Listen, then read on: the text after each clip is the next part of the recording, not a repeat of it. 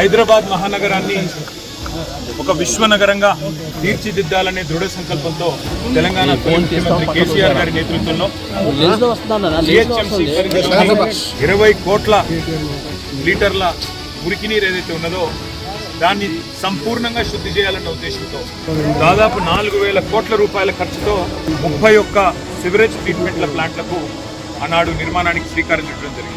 భారతదేశంలోనే ఏకైక నగరం 100% సివరేజ్ ట్రీట్ చేసే ఏకైక నగరంగా హైదరాబాద్ని మార్చాలనే ఒక బృహత్తర సంకల్పంతో పెద్దలు కేసీఆర్ గారి ఆశీర్వాదంతో ఈ కార్యక్రమాన్ని తీసుకోవడం జరిగింది. కుకట్పల్లిలో, ఉప్పల్లోని నల్ల చెరువులో, ఎల్బీ నగర్లో, ఇంకా కుత్బుల్లాపూర్లో, ఏవేవైతే రాజేంద్ర నగర్లో ఎస్టీపీల నిర్మాణం చేపట్టామో అవన్నిటిని కూడా మేము సందర్శిస్తాము.